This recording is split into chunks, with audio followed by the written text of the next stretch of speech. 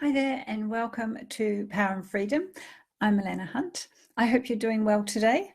Today's topic, I was wondering what I was going to talk about today. I tend to kind of allow things to unfold. And the other day on Tuesday, I was speaking about quite a bit about how your brain actually works and how you can almost trick your mind to improve the life that you see around you and what you see around you. We talked about a quote by Dr. Wayne Dyer. Today, the topic was inspired by a conversation this morning.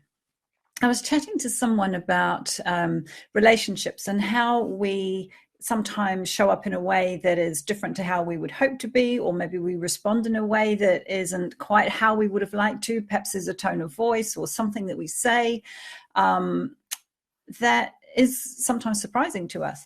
And how what's actually going on in your brain and how you can change that response or that reaction and actually literally transform your relationships. And she reminded me of an article that I'd written a little while ago called The Power of the Pause. And so I thought today we would talk about the power of the pause and how using the power of the pause can literally transform the relationships that you have with everybody, you know, in your work environment, in your relationship with a partner, as a parent, all of those things. That actually the power of the pause is a very, very strong and useful tool to help you create better results and better interactions with the people that you care about. So the power of the pause. You know, when I wrote this blog, I was kind of thinking about, you know, when I was a child, and I remember my mother saying to me, you know, count to 10, or I think it was my mother, but perhaps it came from somewhere else. But there was this idea of before you respond to somebody, count to 10. And I was just like, oh yeah, whatever. You know, I don't have time for that. I was busy. I was a teenager, and was I going to listen to anybody else? Of course not. You know, why would I want to do that? Why would I want to learn from anybody else's experience? You know, let's make my own mistakes. Which I made plenty of. Hey, that's life, and that's how we grow, and it's how we learn. But in more recent years, after years of kind of just running it my way and thinking that I knew what I was doing, I discovered actually that whether it's counting to 10 or another way of doing it, that there is enormous power in taking a moment to pause before you react or before you respond to somebody else. So earlier in the week, you know, we were talking about the brain. On Tuesday, I was talking about how a quote from Dr. Wayne Dyer and how we can change what we see or change what shows up in our lives by changing the way that we look at things. So I'm going to just talk a little bit more about the brain today, just for a couple of minutes, just to give you a bit of an insight as to what's going on and why sometimes we find ourselves reacting or responding in ways that are surprising to us, and also how much impact the way that we respond to people has on how they then respond to us. It's very easy to think that the other person is the one who's at fault, that they just spoke unkindly to you, or they were harsh, or that they had a tone in their voice. But you know, a lot of the time, actually what's happening is that they're mirroring what we're doing. Not in every case, but in a lot of times, we've actually got a tone in our voice, or we've said something a little bit harshly, or something that we've done has elicited a response in them. And this is how conversations and relationships go. It's you put something out there and say something, somebody responds. And it's not just the words that we're speaking, it's the energy, it's the tone of voice, it's everything else that sits behind how we're communicating. You know, there is something out there that says that only or 90% of communication is unspoken. So if you're just focusing on the words, you think you are, you're actually not. You're gathering a bunch of information about what's being said by what's not being said, by the body language, by the tone of voice, by the expression on the face, the look in the eye. All of those things are adding to your understanding and interpretation of what somebody is saying to you or how somebody is responding to you. So just to take a step back and look at the brain for a second, on a physiological level, on a physical level, really what's happening is that your brain is a computer, and it's being programmed through childhood. So between the ages of 0 and 7, your computer's learning everything about the world. It's constantly adapting, it's constantly shifting, it's constantly changing. But once you get to 7, a lot of the files that are going to be used throughout your lifetime are already created. So imagine you've got this massive filing system and all the files are categorized. They've all got names on them. And then as you go through life, say beyond the age of 7, it's probably not quite as set as that, but let's use that just for argument's sake. So once you get past 7, if all the files are created and you can't create any more files, and you just have to file experiences, new experiences, and new interactions within an existing filing system. You have to fit it somewhere. It doesn't really fit, but you have to put it within the files that already exist. For some reason, there is no way, let's just imagine there is no way that you're allowed to create a new file. So that's kind of how your brain develops, really. So by 7, all those files are set. Everything else that happens has to fit into an existing framework. So I talked the other day a little bit about what happens when we are triggered. And a trigger is something that kind of creates an automatic response in us. You could call it a reaction rather than a response. They are two different things. But ultimately, it's something that triggers a response in us. And the reason that we have that trigger or that immediate automatic response or reaction is because to your brain, it is familiar or matches a previous experience, and you responded that way on a previous occasion. The problem is that a lot of those responses and reactions that we're having in our adult life today are based on a child who's younger than 7 years old. And if you've had kids or you've been around kids, you've seen them, right? I mean, I see them all the time. They're either, their reactions are so extreme. They can be super excited and basically bouncing off the walls with joy and, wow, give it to me now. And I'm so excited. And then they can be so miserable and just crying their eyes out because, they tripped over or something happened to one of their toys or whatever it is. And so what we see in childhood often is quite extreme reactions or responses to situations. When you're young, your brain isn't fully developed, so you're thinking in black and white. It's either right or it's wrong. But when you get older, you understand that there's lots and lots of shades of gray between black and white. And so some of those occasions that I was talking about at the beginning of this video, where you find yourself reacting or responding in a way that's quite surprising, or you're surprised by the way that somebody speaks to you in return to something that you've said, often those things are triggers. Often there's something in the tone of voice or there's something in what was said that reminds your brain of a previous occasion, and it's like a connection that is wired in, it's hardwired. It's like a switch goes off in your brain. It's not something that you can actually shortcut, in the second that it's happening. So this happens, and this is the response. It's like immediate. And so where the power of the pause can really help you is that you can take a moment. What you're doing is you're creating a disconnect between what's happening today and an automatic response from your brain. Your brain's going straight, it reminds them of something else, probably something when you were young and your brain wasn't mature enough to understand nuances or black and shades of gray within black and white. And so what happens is, by taking a moment, you kind of shortcut or short circuit that feed that is automatic. And by doing that, you kind of bring yourself back to a conscious moment. That trigger or that response that's happening automatically is an unconscious response or a subconscious response. And so when you take a moment to think and give yourself, 10 seconds, count to 10, sing a song, hum a tune, anything, sometimes they talk about in cognitive behavioral therapy, which is, a means of kind of resetting your brain and helping with some of this stuff. Sometimes they put an elastic band on the wrist and, the idea is that you become aware of what you're thinking or the things that might set you off in a direction that isn't always helpful for you, that you can flick this elastic band on your wrist. And all of those things are basically cutting across the automatic circuit or the wired-in circuit. So the power of a pause allows you to do a few things. Whatever it is that you decide, set ahead of time. If you just start to slow everything down, my mind works very, very quickly, and I get triggered like everybody else. And certainly there's times where somebody will say something, or there's a tone of voice, and I think, why are you speaking to me like that? And then if I take a moment and actually think back to how I spoke, perhaps there was an edge in my voice. Perhaps what I said wasn't as kind as it could have been. Or perhaps I rolled my eyes when I was answering. Or perhaps I screwed up my face in some way. I mean, there's lots of little subtle things that we do that we're not always aware of that send messages to someone else. So the power of the pause allows you to do two things.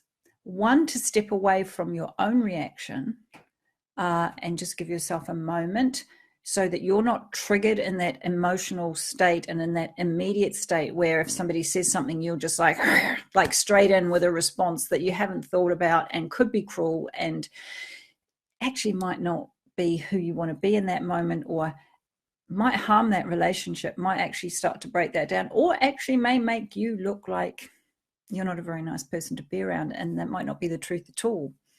And the other thing that it does is it gives us a moment to have a think about how we just showed up in response to that other person.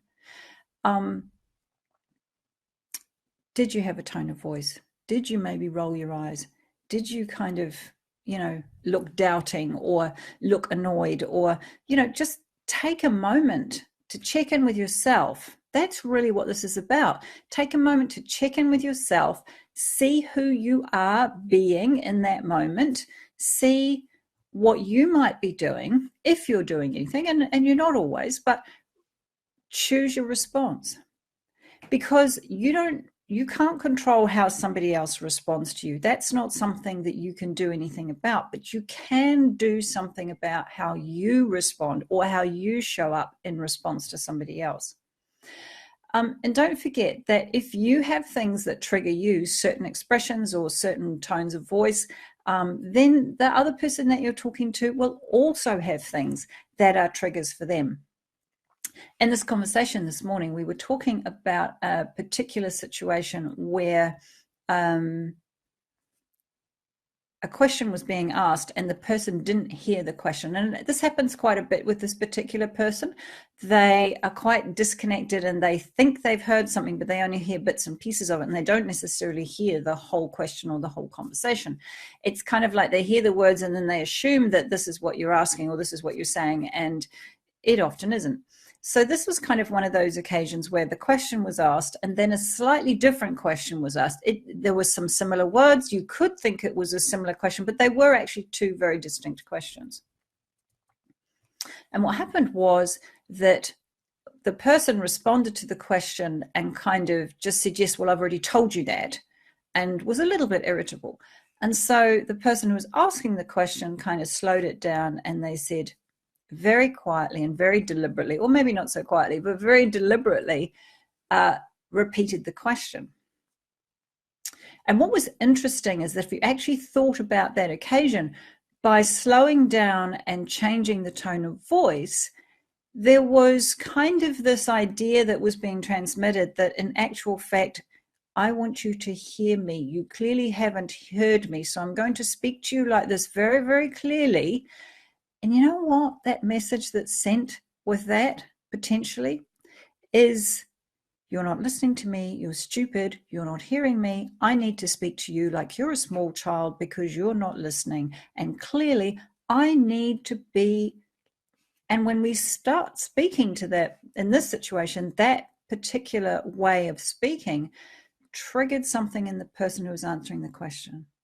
Because of the way that they are, often where they're not always engaged and they're not always connected, and for other reasons where in their childhood, by speaking to them that way, it reminded them of times in their life where they'd been treated like they were stupid, where they'd been told they were dumb.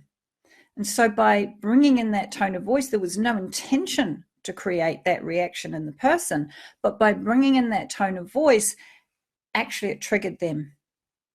And then they just went off just went off into, why are you speaking to me like that? And it's like, wow, okay. So we've got an extreme reaction here to, I'm just trying to clarify. I'm actually trying to help you. I'm asking a question. Let me know what it is you want me to do. But because of those two people in the relationship, but it's always those two people, one person who is trying to help and is trying to get answers to a question, the other person who's perhaps not actually that engaged and not really hearing correctly, and then the decision to sort of slow everything down and try and get the attention and get the point across or ask the question in a way that the person's actually going to hear just triggered this other person, and they just went off. So that's an example of how we can trigger other people and how other people can trigger us.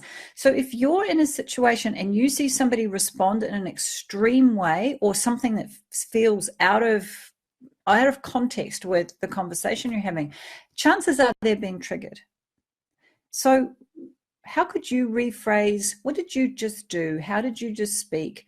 What was your body language? How were you feeling? What were you transmitting beyond the words that you were speaking in that moment that may have caused that person to feel upset or to feel that, in this case, that they were being spoken down to, that they were being treated like somebody who was really dumb?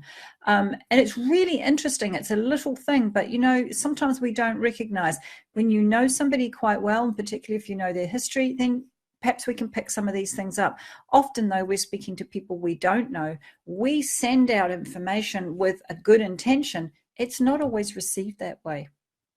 So start paying attention. When you're having a conversation with somebody, use the power of the pause. Think ahead of time. If somebody says something, before you respond, hum your little tune or count to 10 or flick the elastic band on your wrist or do something that gives a disconnect or cuts across the instantaneous and immediate reaction that your brain is going to literally send through your mouth, through your body, through your eyes. If somebody's reacting, if you get anger back, if you get sadness back, if you get uncertainty back, if you get someone is just confused back, stop and think about how you just communicated.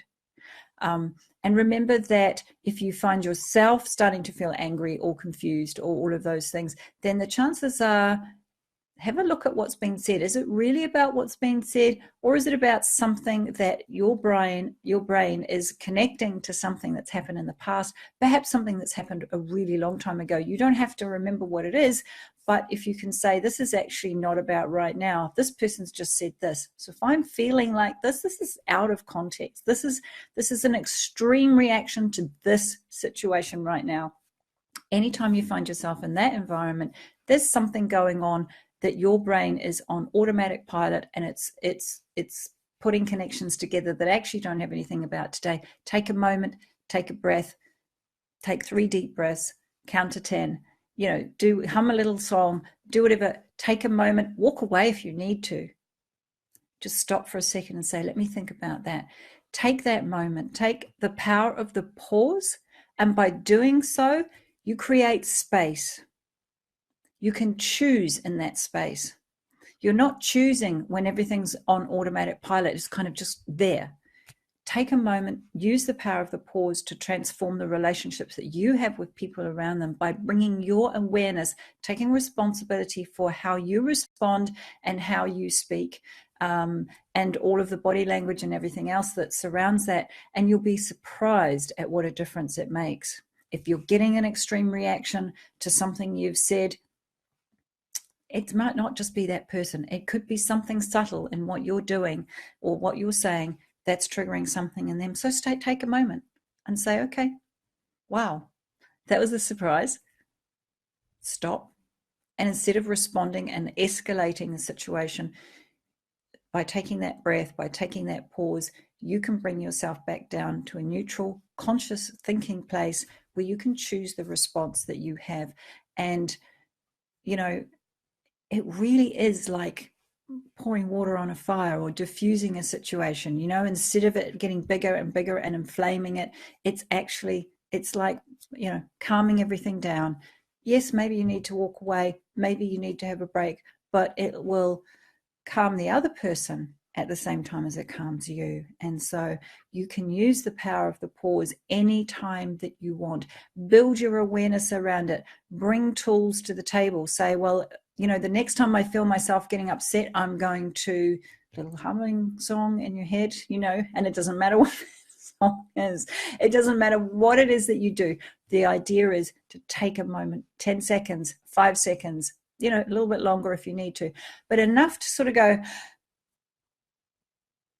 okay. And even if you just do that, just that sort of, as you're about to open your mouth and say something, you stop. Okay, take a breath, calm it down, engage your brain. Who is this person in front of me? This is not somebody who's being cruel. This is somebody I love. This is somebody I care about. This is somebody that's important in my life, and I want to preserve this relationship. So I'm going to do everything I can to make sure that I'm not inflaming a situation, that I'm being careful about how I'm responding, how I'm treating that person.